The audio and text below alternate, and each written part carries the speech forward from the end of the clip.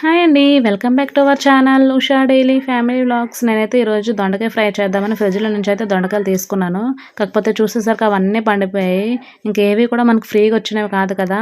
మరి కూడా ఇవన్నీ దగ్గర దగ్గర కేజీ ఉన్నాయి. ఇంక పడేయాలంటే మనసు ఒప్పలేదు. ఏదైనా కష్టపడి సంపాదించి ఆ డబ్బులొస్తే వాటితో కొంటేనే మనకి వస్తాయి కదా ఏవైనా. ఫ్రీగా ఏవి రావు. మరి అలాంటప్పుడు వేస్ట్ చేయడం ఎందుకు పడేయడం అనేసి ఇలా పచ్చడి ఏదైనా చేస్తే దీంతో ఒక కర్రీ లాగానే అయిపోతుంది కదా అనేసి ఇంకా అవన్నీ అయితే నేను ఇలా కట్ చేసుకుంటున్నాను. చూసారా మా అబ్బాయి ఏమో మధ్యలో వచ్చి డిస్టర్బ్ చేస్తున్నాడు. అవన్నీ బతిమాలుకుంటూ వారు కురుకురే అవి ఇవి ఇచ్చుకుంటూ ఎలాగో ఒకలాగైతే దొండకాయలు అయితే కట్ చేస్తాను. చూసారా మొత్తం ఎలా పండిపోయాయో.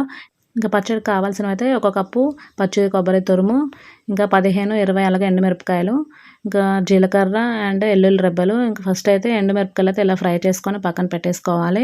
ఇంకా తర్వాత జీలకర్ర ఉంది కదా, ఆ జీలకర్ర వేసేసుకొని ఆ చిట్పట్ అయ్యేంత వరకు ఇలా ఫ్రై చేసుకోవాలి. ఇంకా అలా చిట్పట్ వచ్చేంత తర్వాత ముందుగా కోసి పెట్టుకున్న దొండకాయలు ఉన్నాయి కదా, ఇంకా అవైతే మొత్తం ఇలా వేసేసేయాలి. ఇంకా వేసేసాక అంతా మొత్తం కింద నుంచి మీద వరకు మొత్తం ఒకసారి కలిపేసుకొని మొత్తం కలిపేసి ఇంకా మూత అయితే పెట్టేసి అలా మగ్గనివ్వాలి. అప్పుడప్పుడు మధ్య మధ్యలో కలుపుతూ ఉండాలని మెత్తగా మంచిగా మగ్గిపోవాలి, ఉడికిపోవాలి అవి.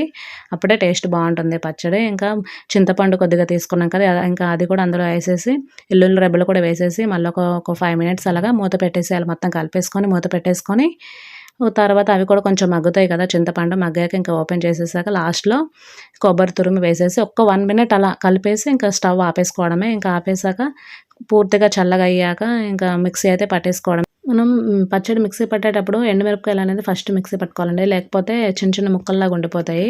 ఇంకా ఫస్ట్ అయితే ఇలా మిక్సీ పట్టేసాను ఎండుమిరపకాయలు. తర్వాత ఇంకా దొండకాయలను కూడా వేసేసి మొత్తం అయితే మిక్సీ పట్టేసి ఇలా అయితే పోపుకైతే వేసేసుకున్నాను.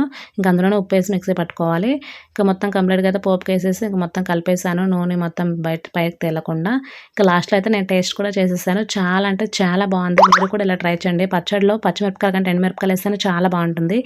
వీడియో నచ్చిందా? సబ్స్క్రైబ్ చేసుకోండి. బాయ్.